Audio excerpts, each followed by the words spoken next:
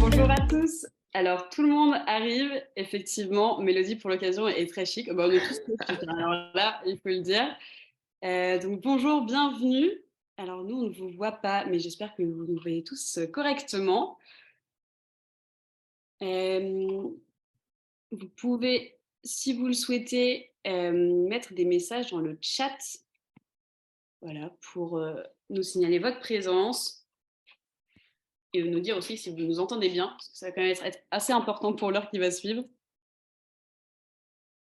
Alors, je ne vois pas de message dans le chat, donc n'hésitez pas si vous y avez accès. Super, merci Adélaïde et Emmanuela, génial. Comme ça, nous, on sait que vous êtes bien là. Bonjour Christelle, bonjour tout le monde.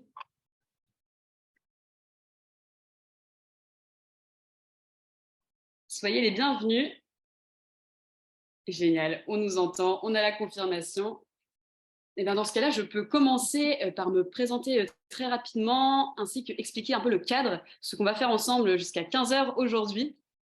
Et ensuite, je laisserai la parole à nos intervenants, donc, que vous voyez sur vos écrans, pour qu'ils puissent se présenter et vous en dire un peu plus sur eux. Donc moi, je suis Anaïs Joseph, je travaille chez Compagnie. J'accompagne les structures dans leur formation et dans leurs projets de transformation, donc que ce soit des services d'aide à domicile ou bien des établissements. Compagnie, on est un organisme de formation qui accompagne et qui forme les professionnels du prendre soin. On est une société à mission qui s'est créée en 2016 à partir de la société d'aide à domicile à l'envie et qui a pour mission de réconcilier les enjeux humains et économiques du secteur. Alors là, je ne vous en dirai pas plus puisque nous avons à nos côtés Clément et Mélodie qui font partie d'À l'envie et donc qui vous en diront un peu plus sur le sujet. Donc nous, ce qu'on entend par cette mission, c'est que notre objectif, c'est d'humaniser l'accompagnement des personnes qui ont besoin d'aide ou de soins. Donc ça, comment on le fait? C'est en valorisant les professionnels. Nous, on est convaincus qu'un accompagnement de qualité du bénéficiaire des résidences est uniquement possible si les professionnels ont les moyens de faire leur travail et donc ils retrouvent du sens et de l'envie. Pour vous donner quelques chiffres, nous, chez Compagnie, donc depuis 2020, on a accompagné 88 structures et ça représente 3360 professionnels formés, donc aussi bien dans les fonctions encadrantes que les équipes terrain, d'auxiliaires de vie, d'aides-soignants. Pour le cadre de nos échanges, ce que je vous propose aujourd'hui, c'est qu'on se concentre sur deux notions. La première, qu'on soit curieux, que ce soit la curiosité, donc la possibilité aux intervenants de nous raconter leur parcours, leur choix, leur vision du métier, et que eux, nous ne sommes pas là pour imposer un dogme, mais bien pour partager des expériences. Donc là-dessus, il faut être ouvert, il faut être curieux. Donc j'espère que ça vous dira. Et la deuxième notion, le deuxième mot qu'on aimerait souligner, c'est l'authenticité. Voilà, la parole, elle est vraie, elle n'est pas imposée. Je vous le promets, je n'ai chuchoté à l'oreille de personne avant ce webinaire.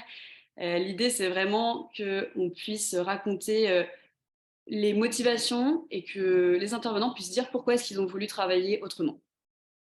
Donc là, on va avoir un temps d'échange de 45 minutes avec des questions et à la fin, on aura 15 minutes pour prendre vos questions dans le chat. Donc n'hésitez pas au fur et à mesure si vous avez des sujets voilà, qui vous titillent, qui vous interrogent, des choses que vous souhaitez partager, n'hésitez pas à les écrire dans le chat et on pourra y répondre à la fin du webinaire.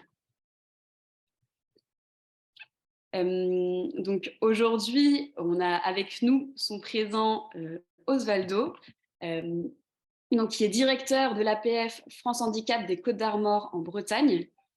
Nous avons également Clément, cofondateur d'Alenvie, dans cette parisien, et Mélodie, coach équipe chez Alenvie également. Donc ça, c'est pour la présentation très rapide. Et moi, je vais pouvoir vous laisser peut-être dire un mot chacun en plus pour vous présenter voilà, un tout petit peu plus en détail, en quelques mots. Et ensuite, on pourra passer aux questions.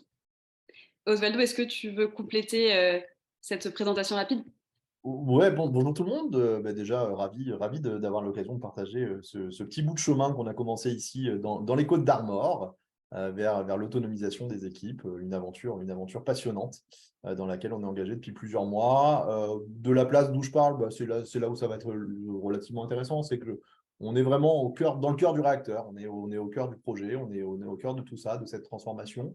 Le resituer peut-être un tout petit peu plus, on est au sein d'un pôle domicile, voilà, pôle domicile médico-social, qui est composé d'un SAVS, d'un SAMSA et d'un SAD, donc évidemment, service d'aide et d'accompagnement à domicile, qui intervient pour les connaisseurs de la Bretagne, autour de Saint-Brieuc et autour de Lannion, voilà, pour aller un petit peu vite, avec 80 professionnels qui gravitent voilà, autour de ces services d'aide à domicile et à peu près une centaine de personnes accompagnées par le seul SAD et 200 personnes en transversalité par le pôle domicile. Voilà. Et donc, je me fais moi simplement l'ambassadeur de la parole du pôle aujourd'hui, puisqu'on est vraiment dans cette dimension collective depuis le départ, comme on aura l'occasion sans doute de se le redire un petit peu plus après. Merci Osvaldo, très clair. Clément, je te laisse prendre la suite pour la présentation. Oui, bonjour à tous. Donc moi je suis Clément Saint-Olive. Donc moi je suis le fondateur d'Alenvie, Alenvie est un service d'aide à domicile qu'on a démarré il y a 7 ans en région parisienne sur 3 départements parisiens. Alenvie c'est un SAD avec aussi 80 intervenants, à peu près 150 bénéficiaires, répartis en une douzaine d'équipes autonomes. On a aussi une activité d'habitat partagé à côté.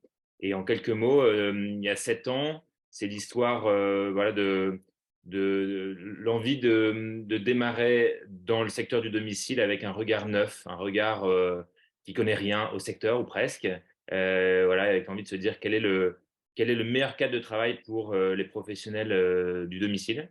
Voilà, et c'est assez ça qui nous a amené vers le modèle d'équipe autonome. C'était ne connaissant pas trop le secteur, on a pris le temps de se dire, bah voilà, il y a des professionnels qui existent actuellement dans le secteur. Le cadre de travail n'a pas toujours l'air de correspondre. Comment on se met en action pour essayer de l'ajuster. Voilà. Et puis après, on a cheminé vers les équipes autonomes, mais j'en dis pas plus.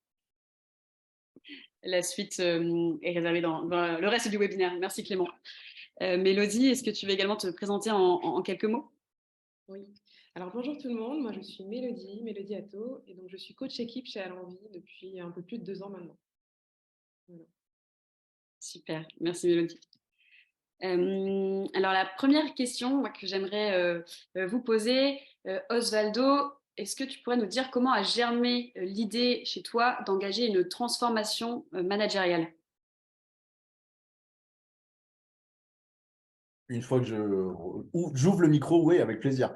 D'abord, elle n'a pas que germé chez moi. Enfin, voilà, moi, je suis éventuellement peut-être dans cette dimension un peu de chef d'orchestre, de catalyseur d'un certain nombre de choses. Mais moi, très humblement, j'arrive ici sur la fonction de directeur du pôle domicile en octobre 21, si je ne dis pas de bêtises.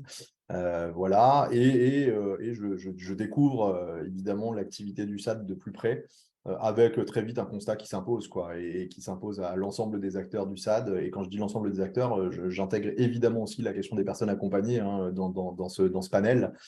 Et très simplement, j'observe vite qu'on a besoin d'une respiration, qu'on a besoin d'une respiration différente, qu'on a besoin de quelque chose de différent, de faire ce pas de côté, qu'on a un modèle qui a fait ses preuves à plein d'égards, hein, qui a fonctionné à plein de moments, qui continue à fonctionner à plein de moments, mais qu'en tout état de cause, quel que soit l'endroit où je me situe dans l'organisation, je ressens quelque chose de l'ordre de l'insatisfaction. Voilà.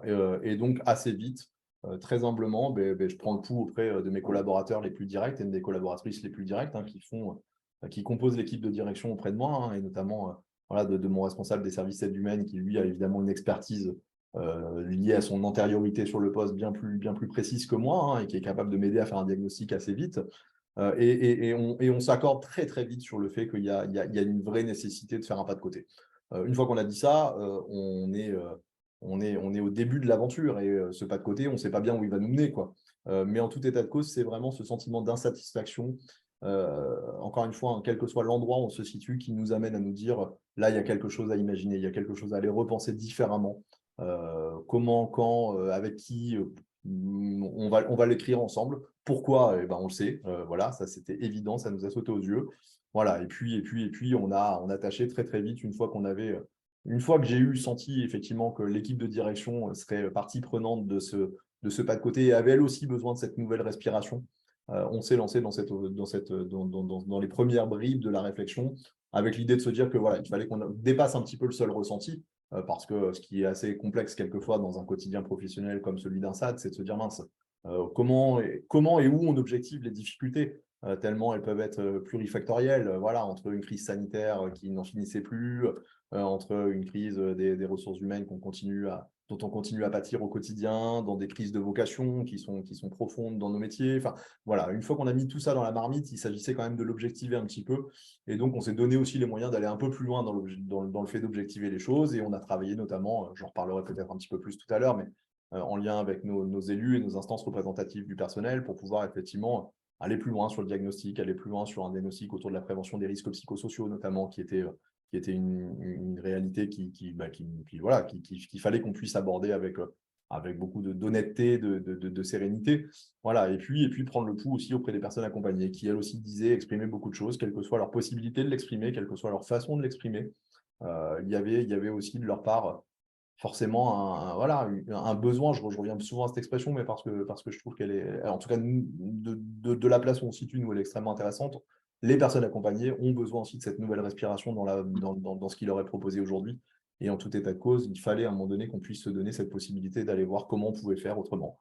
Donc c'est vraiment comme ça qu'assez vite, voilà, cette insatisfaction assez globale, une fois qu'on l'a objectivée, on s'est dit qu'il fallait se lancer dans l'aventure.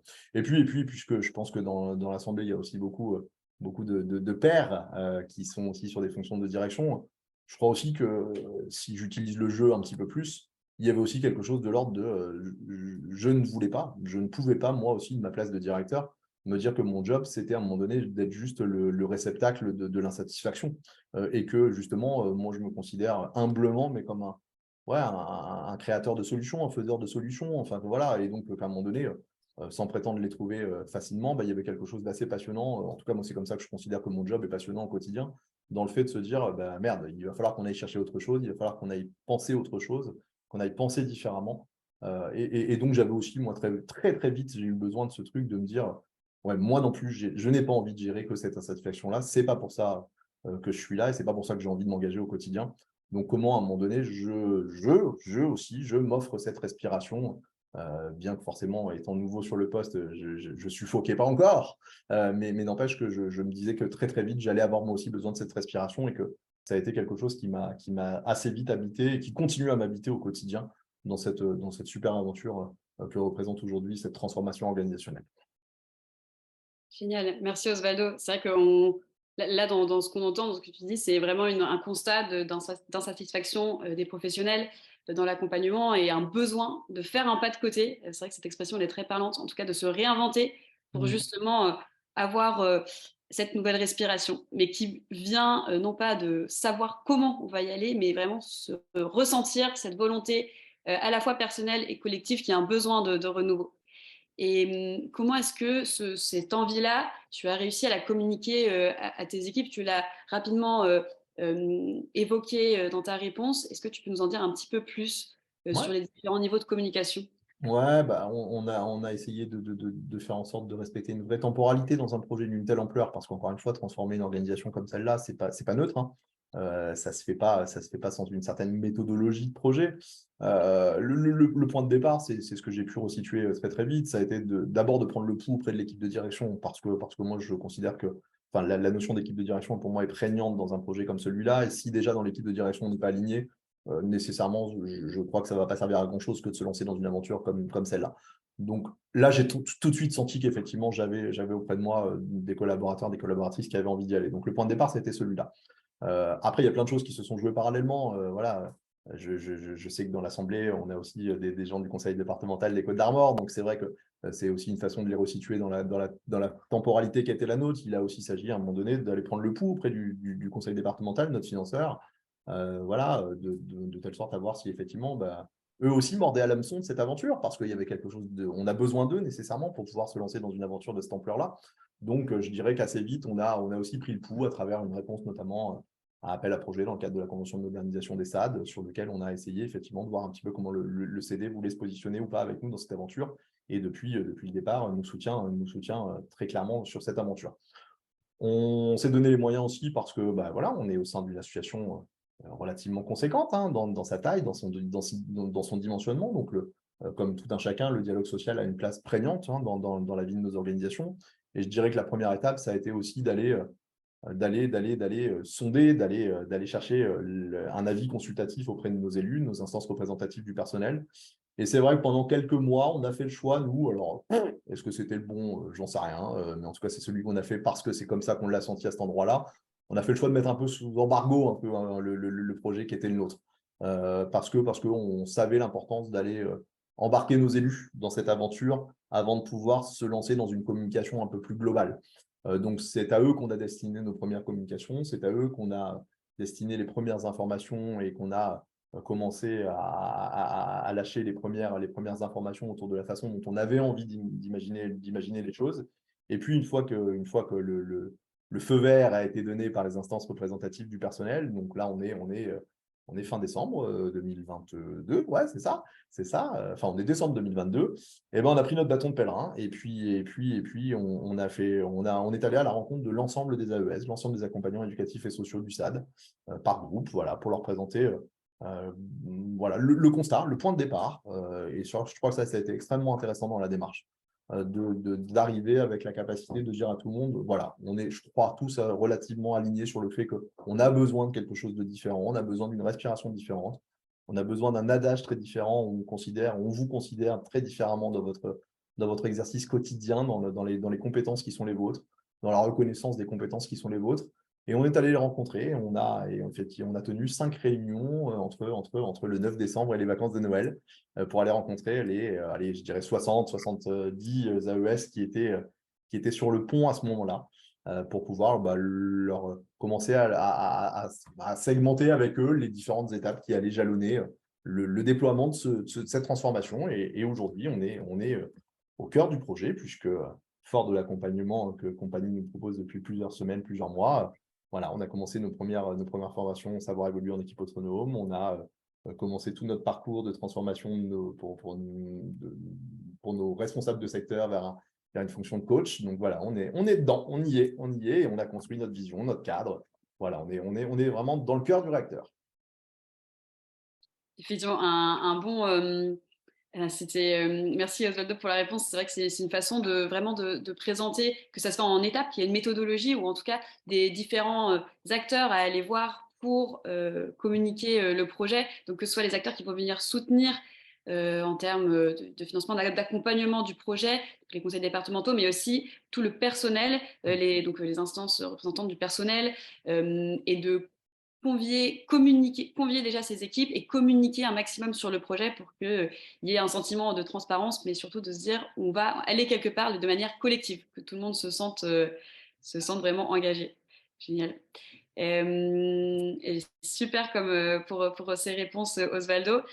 Clément, de ton côté aussi, j'aimerais te demander un petit peu qu'est-ce qui a justement motivé, tu l'as aussi mentionné dans ta présentation, mais peut-être qu'on peut approfondir là-dessus, qu'est-ce qui a motivé la création d'un service d'aide à domicile en équipe autonome, voilà, qui se base vraiment sur cette philosophie.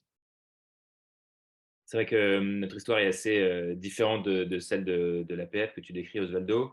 En 2016, on démarre une activité de SAD et donc effectivement, on va démarrer directement en équipe autonome, donc sans passer par cette étape de transformation, d'échange, toutes les étapes que tu as décrites. Nous, qu'est-ce qui, pour rentrer un petit peu dans pourquoi les équipes autonomes à ce moment-là, en 2016, en démarrant, on a passé beaucoup de temps à interroger les professionnels, métiers qu'on connaissait assez peu. Donc, on a fait d'abord tout un temps d'échange quantitatif et qualitatif avec près d'une centaine d'auxiliaires pour comprendre bien le métier et les attentes. Il y a différentes choses qui nous ont marqués.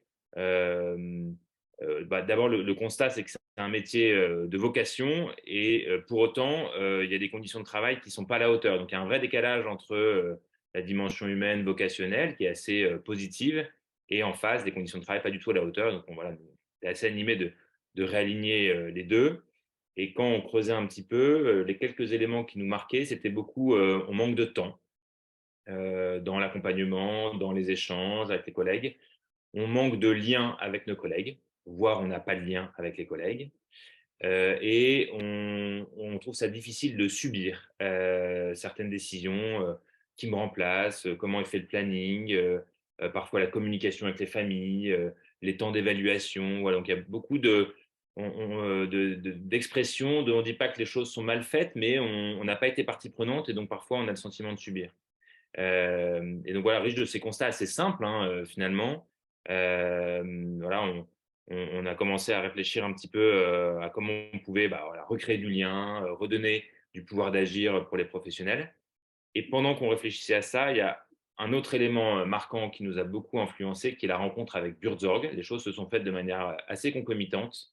Au départ, dans la lecture d'un ouvrage qui s'appelle Reinventing Organizations, le titre est en anglais, un bouquin de Frédéric Laloux, qui parle de Buurtzorg. Buurtzorg aux Pays-Bas, c'est un service de soins infirmiers à domicile. C'est un peu eux, je dirais, les inventeurs du modèle d'équipe autonome pour des infirmiers à domicile. Voilà, il est très loin dans le modèle. Voilà, et en deux mots, Buurtzorg, ils expliquent que les soins infirmiers depuis de nombreuses années avaient été optimisés avec un centre de téléphone, des infirmiers spécialisés par pratique, des tournées spécialisées, enfin des tournées optimisées, et que à force d'optimiser, ça avait apporté pas mal d'optimisation économique, mais que ça avait frustré beaucoup les professionnels et les patients qui voilà, voyaient beaucoup de gens différents, les patients qui s'étaient très spécialisés, qui n'avaient pas de vision globale.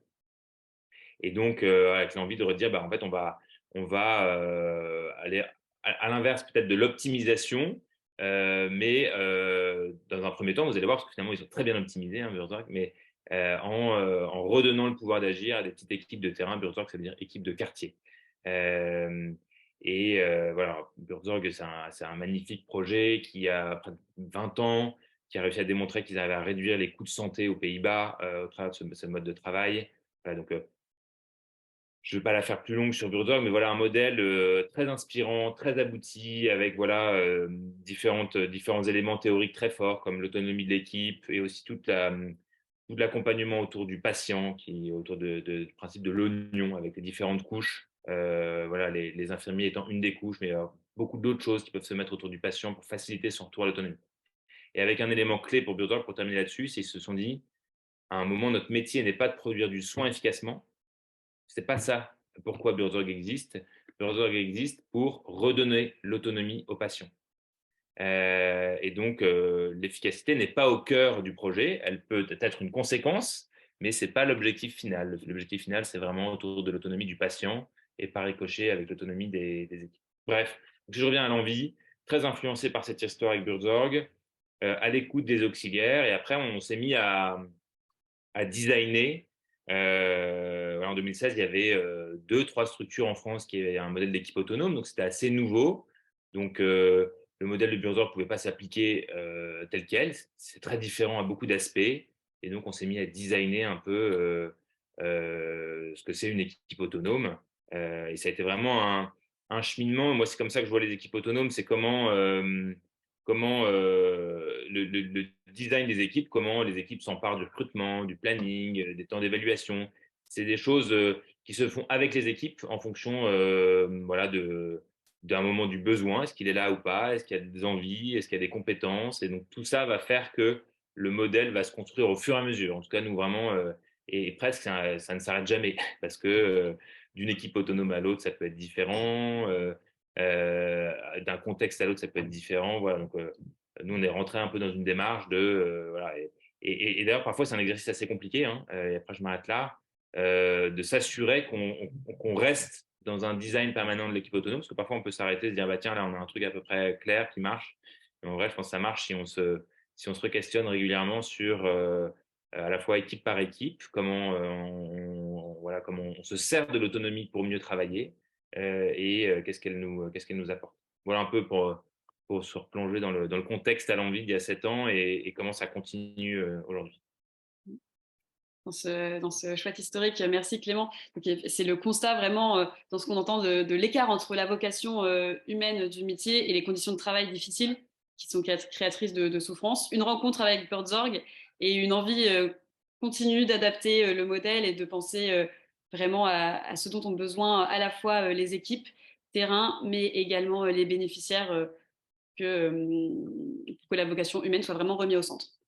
Merci en tout cas merci pour ces éléments. Et Mélodie, moi je suis aussi curieuse de savoir ce qui t'a motivé à rejoindre le projet d'Alenvie, justement donc de ce SAD en équipe autonome et également de savoir comment est-ce que toi tu en parles aux équipes en tant que coach. Voilà 2 questions en une pour toi Mélodie. Ok. Alors moi, ce qui a fait que j'ai rejoint Alenvie, c'est effectivement le fait que en fait, le fonctionnement de l'équipe autonome, c'est vraiment une autre façon de voir l'organisation du travail. C'est le fait de pouvoir redonner de l'autonomie à chacun et chacune et de pouvoir décider ensemble collectivement pour avoir de meilleurs résultats et in fine aussi d'avoir une meilleure qualité des interventions. Donc c'est moi ce qui m'a vraiment plus touchée dans ce modèle-là, c'était vraiment de se dire que c'est vrai qu'au quotidien, les auxiliaires de vie gèrent énormément de responsabilités et en parallèle, l'organisation un peu plus classique leur laisse moins d'autonomie ou moins de responsabilité. Alors qu'il y a énormément de décisions, de choses qu'elles pourraient mettre en place, qu'elles peuvent mettre en place directement sans forcément qu'il y ait un responsable de secteur ou autre qui prenne la décision pour elles. Donc c'était vraiment le fait de leur redonner ce pouvoir-là que je trouvais vraiment très intéressant, encore plus dans un contexte justement plus classique, on leur laisse pas forcément cette possibilité-là, et là c'était la possibilité aussi de pouvoir les mettre plus en valeur, on va dire. Voilà. Redonner du pouvoir et valoriser les auxiliaires dans leur métier et au sein de leur équipe. Et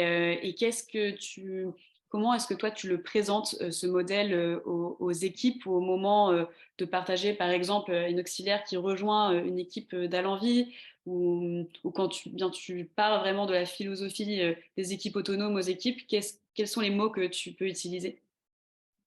Alors moi, ce que je trouve intéressant, c'est déjà, donc chez nous, chez Alenvie, la plupart des auxiliaires de vie qui nous rejoignent, initialement, c'est pas forcément pour le modèle. En fait, elles connaissent pas, il y a très très peu de structures hein, qui sont organisées comme ça. Donc elles arrivent en cherchant un poste d'auxiliaire de vie, et ensuite, quand elles nous rencontrent en entretien, c'est là où ça les interpelle. Elles se disent ah tiens, c'est intéressant, je peux décider, je travaille en équipe, donc je suis moins isolée, je suis pas seule, et on travaille ensemble. Il y a vraiment le fait qu'il n'y ait pas que les relations soient plus horizontales, qu'il n'y ait pas de hiérarchie, ça les interpelle initialement. Et ensuite, après, ce que je leur dis, c'est que voilà, une équipe autonome, c'est pas. Voilà, il y a un travail aussi où il faut les rassurer dès le début. C'est-à-dire que l'équipe autonome, l'autonomie, c'est pas j'arrive et puis je fais un peu ce que je veux ou je me débrouille, je me retrouve toute seule. Voilà, c'est pas ça du tout. Il y a quand même un cadre qui est là pour pouvoir guider aussi l'orientation des équipes, les décisions, et à la fois pour rassurer aussi dans, ce, dans cette autonomie-là. Et donc, du coup, ce que je leur dis souvent, c'est que pour faire court, une équipe autonome, c'est une équipe qui n'a pas de chef, où les décisions sont prises collectivement et aussi, pour que ça fonctionne au fur et à mesure, c'est super important de se dire les choses dans la bienveillance et de pouvoir être co-responsable de de mon résultat, de mon contrat, mais aussi collectivement du résultat de l'équipe. Donc, il y a c'est un peu ça que je leur dis au début. Et puis après, petit à petit, elles cheminent. On a aussi des process où on les intègre au fur et à mesure. Elles ont aussi dans l'équipe des parrains, des marraines qui les aident à pouvoir bien s'intégrer aussi. Et comme Clément disait aussi, d'une équipe à l'autre, les contextes sont aussi très différents. Donc, contexte, fonctionnement en tout cas adapté en fonction de chaque équipe. Mais on comprend bien que par contre, ce qui revient, parce qu'il y a des éléments quand même qui reviennent assez dans quasiment tous les cas, c'est déjà le cadre dans un premier temps et ces valeurs qui sont autour du collectif, de la bienveillance et du fonctionnement d'équipe. Comment faire en sorte que le collectif fonctionne. Okay. Merci Mélodie. Et peut-être pour compléter sur ce sujet-là, en rejoignant Alenvie et notamment dans cette posture de coach, est-ce que toi, Mélodie, tu avais des doutes ou bien des appréhensions justement par rapport à ce rôle et même au fonctionnement de ce modèle? Et qu'est-ce qui t'a permis de passer au-delà de ces appréhensions?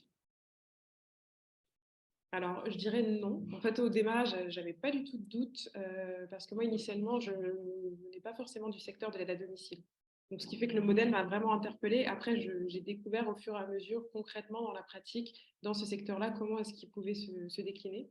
Donc oui, non, je n'ai pas forcément d'appréhension. Et après, au fur et à mesure, je dirais, je pense qu'au quotidien, il y a toujours un peu un dosage entre, j'imagine en plus dans une structure qui est en transformation, l'autonomie, elle s'accompagne, comme je disais tout à l'heure, et aussi, c'est important de se fixer, je pense, des objectifs pour pouvoir avancer étape par étape. Et donc, ce qui fait que, en fonction d'une équipe, moi, quand je les accompagne, je vais me dire, bon, pour cette équipe-là, par rapport à l'autonomie, ça va être peut-être, je ne sais pas, je prends un exemple, il y a une nouvelle personne qui arrive dans l'équipe, donc du coup, ça rebalaie un petit peu parfois les relations au sein de l'équipe, et donc il y a un enjeu de comment est-ce qu'on remet en place les rôles et comment est-ce qu'on intègre la personne. Et donc, du coup, avec cette équipe-là, je vais me dire, moi, mon objectif, c'est de mettre en place, je vais les accompagner pour qu'ils puissent mettre à jour leur rôle au sein de l'équipe pour que chaque personne puisse se sentir partie prenante pleinement de l'équipe. Donc voilà, ça c'est un exemple par exemple. Et donc du coup, excusez-moi, il y a du bruit, donc je suis un peu perturbée. Je ne sais pas si vous m'entendez bien. Pour l'instant, c'est un bruit de fond, Mélodie, pas d'inquiétude. Et donc du coup, ce que je dis aussi, c'est que voilà, l'autonomie, c'est pas à pas et progressivement aussi avec ce que chacun et chacune est en capacité de pouvoir faire et pouvoir se dire c'est quoi le prochain petit pas pour pouvoir arriver à cet objectif-là qu'on a de demain, tu vas peut-être prendre en charge pleinement ce rôle. Demain, tu vas pouvoir être référent bénéficiaire et donc du coup, comment est-ce qu'on y va progressivement? C'est super important. Donc, prendre l'approche un pas après l'autre, en tout cas petit à petit. Voilà, il y a une compréhension et une connaissance du fonctionnement qui fait que tout le monde s'y sent à l'aise. Merci Mélodie pour ta réponse. Osvaldo, je suis aussi curieuse de ton côté pour savoir si toi tu as eu des peurs, justement, des appréhensions avant, au moment de se lancer dans la transformation. Dans quel état d'esprit est-ce que tu te trouvais? Des peurs, je ne crois pas que ça se joue en termes de peur. Encore une fois, quand on part d'un constat qui est relativement partagé par tout le monde, qui est de dire qu'on génère plus d'insatisfaction que de satisfaction, c'est finalement assez simple de se dire qu'on peut s'engager dans quelque chose de différent. Donc non, non, voilà. Après, c'est plus sur... Ouais, c'est des choses très pratico-pratiques. C'est comment on s'assure effectivement de l'adéquation entre des outils qui nous permettent effectivement d'aller sur l'autonomisation des équipes et leur mise à disposition. C'est comment on fait en sorte que on respecte bien l'ensemble des grandes étapes qu'on s'est fixées ensemble. Enfin voilà, c'est vraiment des choses peut-être plus opérationnelles, mais en termes de philosophie, puisque c'est bien ça qui nous intéresse dans cette dimension de transformation, je crois qu'à depuis le départ, on s'est rarement inquiété sur le fait qu'à un moment donné, on ne prend pas un risque énorme en se disant que remettre au cœur d'un projet des professionnels qui quotidiennement accompagnent des personnes a du sens, s'appuyer sur leurs compétences a du sens, s'appuyer sur leur expérience et leur expertise a du sens. Donc non, non, fondamentalement, philosophiquement, à aucun moment je me suis dit merde, c'est pas la bonne direction dans laquelle on va. Maintenant, il faut juste être bien au fait sur le fait que comme tout projet d'envergure, et bah oui, il y a forcément des zones grises qu'on n'a pas bien identifiées avant de se lancer. Il y a forcément des zones voilà, où ça va tanguer un petit peu plus. Voilà, mais en tout cas, jamais de choses qui nous auraient fait remettre en cause profondément notre volonté de s'engager sur ce chemin. Super. Et au niveau des équipes, est-ce qu'il y avait il y a eu des retours qui ont été faits, des questionnements particuliers justement sur la compréhension du projet? Ouais, alors nous, on a vécu quelque chose parce qu'on a fait un choix très fort dès le départ, c'est que en plus du parcours classique, entre guillemets, que Compagnie peut nous proposer dans le cadre de cette transformation, on a créé un comité de pilotage, voilà, constitué tant d'AES que de personnes accompagnées, de responsables de secteur, d'un membre de la direction régionale APF France Handicap, de membres de l'équipe de direction, avec cette idée de se dire que ça allait être une vraie instance de direction, de décision et d'impulsion. Donc, il a fallu à plein de moments pédagogiquement redire que la décision, elle n'appartiendrait pas qu'à l'équipe de direction et que du coup, ça a souvent questionné effectivement les professionnels au quotidien en disant mais mince, dites-nous par exemple avec qui je vais bosser demain, qui a été la question centrale que beaucoup de collègues se sont posées parce qu'on leur demande de sortir d'un isolement dont paradoxalement, hein, ils s'émeuvent beaucoup pour la plupart d'entre eux. Mais en même temps, ça s'apprend aussi, ça s'acquiert de rebosser demain en équipe et de bosser en équipe. Donc voilà, il y avait beaucoup cette inquiétude autour de avec qui je vais bosser demain. Et quand à un moment donné, on leur a dit, mais attendez, Nous, on ne l'a pas déterminé. Équipe de direction, c'était facile, hein. Il nous aura suffi de coucher des noms et puis de former les équipes. On a envie de passer par le comité de pilotage. On a envie de passer par le comité de pilotage qui fixera les critères qui permettent de déterminer l'équipe. Donc, on va vous demander effectivement de patienter encore un tout petit peu. Donc, on a eu pas mal ça à gérer, voilà, dans la façon d'expliquer pédagogiquement le choix qu'on avait fait au niveau organisationnel. Et on le voit encore, on a encore cette temporalité à bien calibrer et à bien gérer pour essayer de donner corps encore plus au projet. C'est de vraiment donner l'espace, de laisser se faire l'autonomie, justement, la prise en main, en disant on n'arrive pas avec toutes les réponses, mais par contre, on crée l'espace et le temps nécessaire pour justement prendre ces décisions avec l'équipe. Génial, c'est vraiment intéressant. Et justement, moi, ça me fait penser donc, dans ce processus de transformation, parce qu'on parle vraiment d'une transformation à la fois organisationnelle, mais aussi personnelle, puisque c'est un processus qui demande de se questionner sur ses propres pratiques. Et peut-être dans un premier temps, pour avoir à la fois cette vision d'un dirigeant et également la vision d'une coach. Donc Osvaldo et Clément, j'aimerais avoir votre ressenti sur qu'est-ce que ça implique comme caractéristique, cette posture de dirigeant dans un modèle en équipe autonome.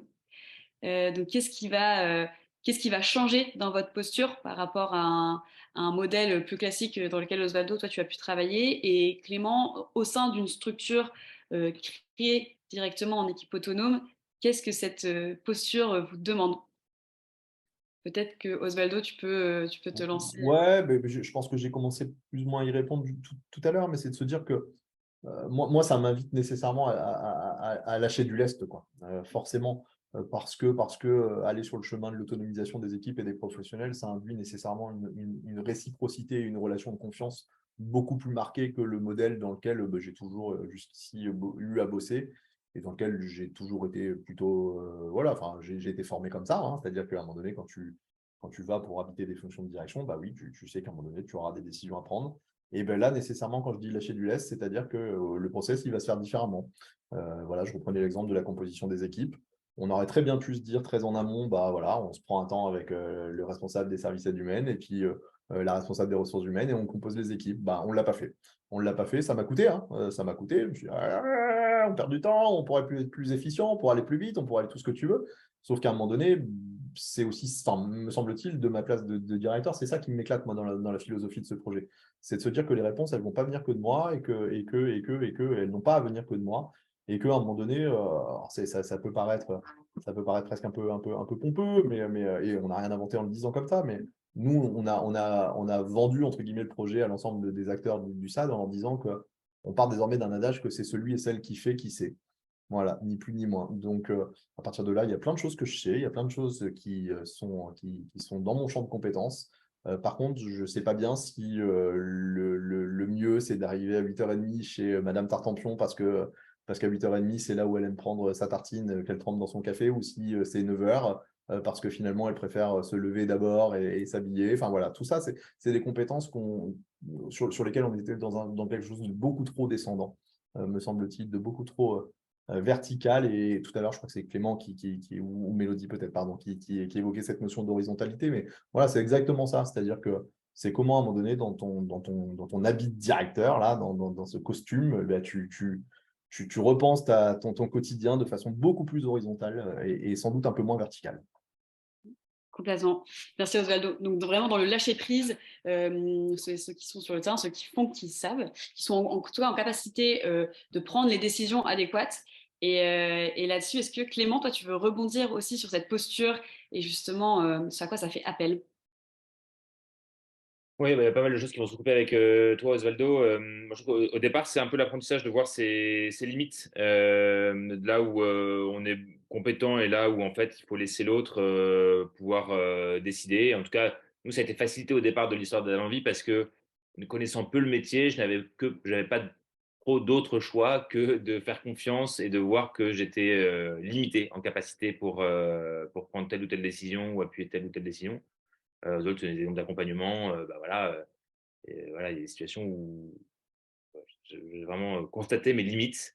Le deuxième point que ça m'évoque, c'est je trouve qu'il faut avoir envie en tant que dirigeant, voilà, de rentrer dans une démarche comme ça, lâcher prise, de faire confiance, de donner le droit à l'erreur.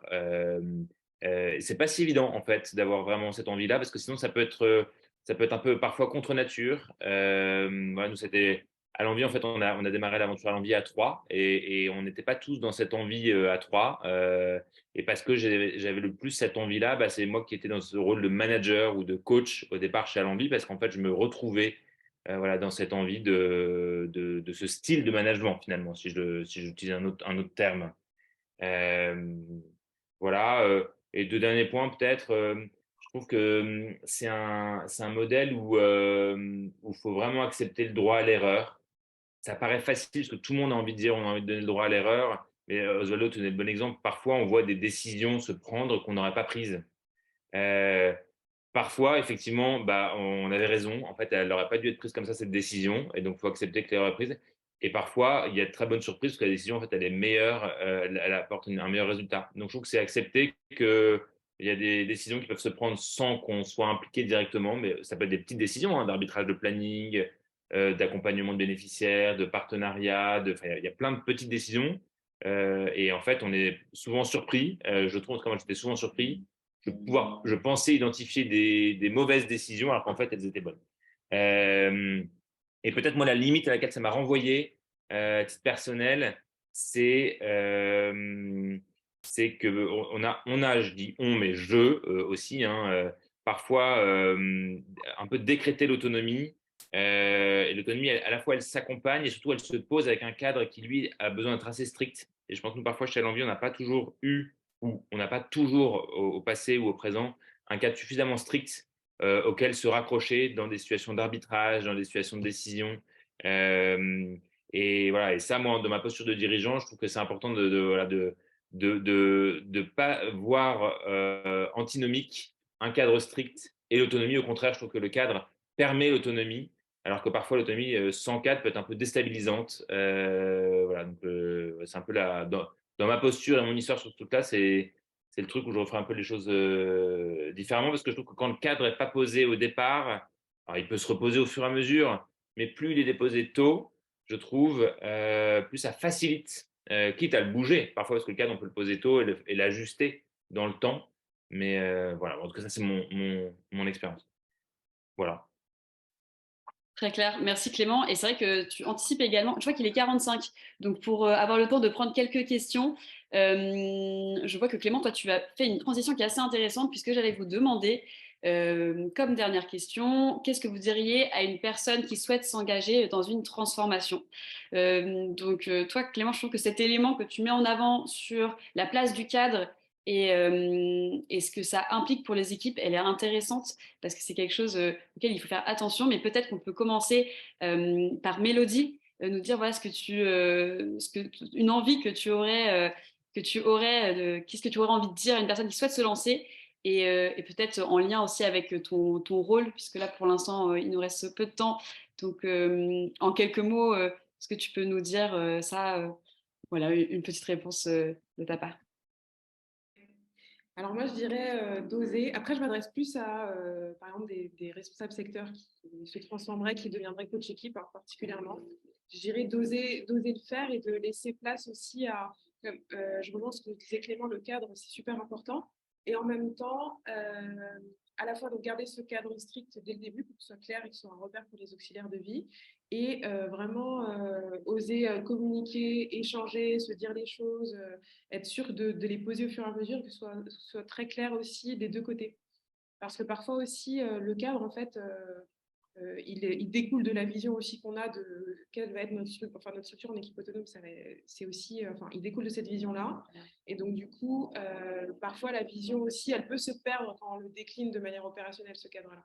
Donc, c'est super important de remettre du sens aussi à chaque fois. Donc, oser, communiquer, remettre du sens et aussi accepter que voilà, parfois ça va moins marcher, parfois ça va beaucoup mieux marcher aussi. Et c'est vrai que ce que je trouve super enrichissant, c'est que le fait de pouvoir travailler et ensemble, en équipe, je rejoins vraiment ce que tu m'en disais, c'est que parfois, il y a des situations ou des problématiques que rencontrent les équipes et elles vont trouver des ressources, des solutions, des idées, des conseils avec une solution qui est beaucoup plus intéressante et riche. Et parfois aussi, je me suis aussi surprise à me dire que j'avais en tête une certaine décision en me disant, bon, moi, je pense que c'est comme ça qu'il faudrait plutôt qu'elle fasse. Et elle trouve une voie, pas Z ou B, c'est une autre voie qui n'existait pas, enfin, auquel je n'avais pas pensé, qu'elle propose et qui est beaucoup plus pertinente aussi. Donc voilà, laisser place vraiment à l'individualité de chacun et de chacun. Génial, merci Mélodie pour nous avoir listé voilà, un peu les différents oser le faire. C'est vraiment ce mot d'oser qu'on retient aussi. Osvaldo, est-ce qu'en un mot, toi, tu pourrais nous partager aussi un mot pour une personne qui souhaite se lancer dans la transformation? En un mot, c'est impossible. Non, Je ne sais absolument pas faire ça, moi. Non, je plaisante. Non, nous, on en est encore une fois qu'aux prémices de tout ça, hein, de cette aventure. Voilà, deux des 8 équipes sont lancées aujourd'hui. Donc, rendez-vous dans 1 an, dans 2 ans pour voir où on en est.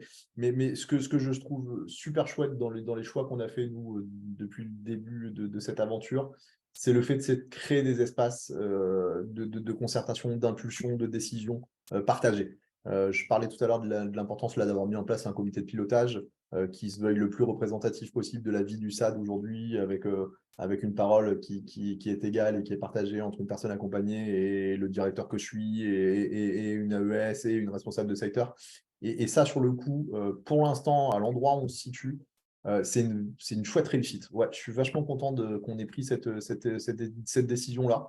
Alors, peut-être que quelquefois, ça embolise un tout petit peu la prise de décision, que ça rallonge un petit peu les délais, etc. Mais n'empêche qu'au bout du bout, c'est une vraie démarche participative vachement intéressante et qui, à mon avis, pour l'instant, nous met sur de bons rails. Voilà, très humblement, et encore une fois, c'est l'avenir qui nous le dira. Mais je trouve que cette dimension d'espace dédié, participatif, collaboratif, représentatif est vraiment une plus-value vachement intéressante dans un projet comme celui-là. Merci Osvaldo.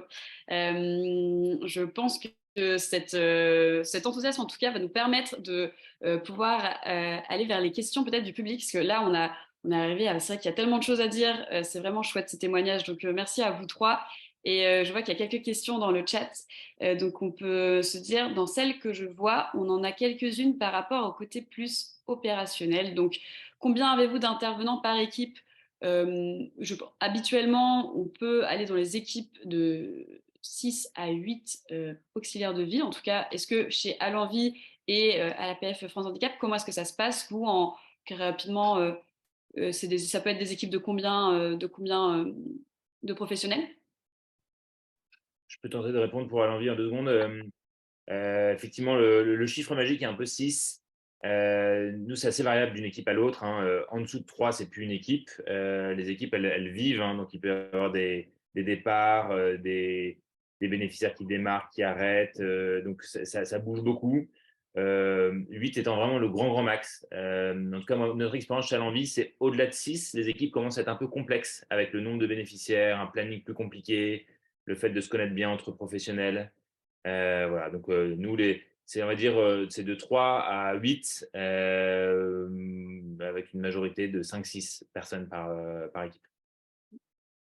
Merci Clément. De ton côté, Osvaldo, comment est-ce Ouais, que... on n'a pas réinventé l'eau chaude, hein. On est parti des retours d'expérience qu'on a pu aller glaner à droite et à gauche. On est parti sur 8, nous, sur le coup, même si c'est un petit peu, enfin, c'est un nombre un peu critique, comme Clément vient de le resituer, mais on est parti sur 8 parce qu'on n'a pas tout à fait le même cœur d'activité non plus que les collègues d'Allenvie sur le coup, puisque nous, on est vraiment, on fait pas d'actes ménagers, par exemple, on fait pas d'autres choses que la participation à la vie sociale et les actes essentiels dans la vie quotidienne.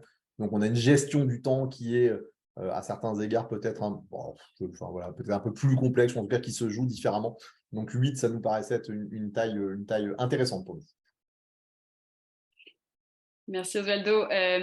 On a des questions. Donc, je vois concernant les questions vraiment opérationnelles. Donc là, on prend quelques minutes là-dessus. Il faut savoir qu'il y aura un second webinaire, un deuxième chapitre sur le comment. Comment est-ce que ça se passe? Comment est-ce qu'on fait pour aller vers la transformation managériale, donc pour réinventer son organisation?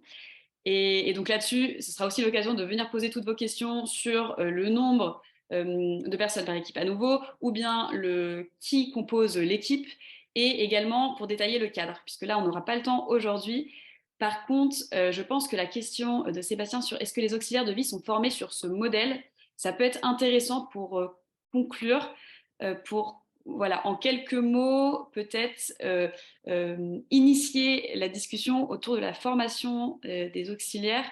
Donc, comment s'acculturer à ce modèle? Comment est-ce que ça s'est fait chez Alenvie? Et comment est-ce que ça s'est fait à l'APF France Handicap? Alors, je peux commencer parce que ça va être plus court. À mon avis, tu auras plus de choses à raconter là-dessus. Nous, on a démarré comme ça. Donc, voilà, au départ, on n'a pas senti le besoin d'être nécessairement formé, accompagné. Mais néanmoins, on a deux choses, je dirais. Certaines auxiliaires suivent une formation qui s'appelle Savoir évoluer en équipe autonome, la même que chez toi, Osvaldo. Et après, au sein d'une équipe, il y a différentes, on n'en a pas trop parlé, ce sera dans le deuxième webinaire, mais il y a différentes missions, mission planning, mission recrutement, voilà, mission première visite. Donc, ces différentes missions ou différents rôles se constituent voilà, différemment en fonction par structure. Hein. Il n'y a pas de modèle posé, il y a néanmoins quelques grands rôles. Hein, et sur chacun de ces rôles, chez Alenvie, on anime des ateliers pour former, pour accompagner les référents qui portent ce rôle-là dans leur pratique, sur le planning, sur le recrutement, sur le lien avec les partenaires médico-sociaux. Voilà, donc on va avoir régulièrement des temps, donc c'est des personnes, c'est des coachs, hein, c'est Mélodie qui anime ce type d'atelier par typologie, par rôle. Voilà, et ça, c'est un peu en continu. Voilà, ça il y a d'autres choses qu'on fait sur la formation, mais je dirais brièvement chez Alenvie. Génial, merci Clément. Sur la partie vraiment philosophie, effectivement, c'est très clair. Osvaldo, de ton côté, est-ce que tu veux nous en dire aussi quelques mots? Ouais, bah, rien enfin, pas beaucoup plus de choses que chez Alenvie. Évidemment, nous, ils participent aussi à la formation Savoir évoluer en équipe autonome. On a, nous, depuis toujours et historiquement, ce qu'on appelle une formation initiale ici, qu'on dédie à l'ensemble des nouveaux AES, hein, de 3 jours, puisqu'on a la chance d'être au cœur d'un pôle médico-social où on peut profiter aussi des compétences des équipes pluridisciplinaires du SAVS et du SAMSA pour pouvoir étoffer un peu le champ de compétences de nos collègues AES qui découvrent le métier.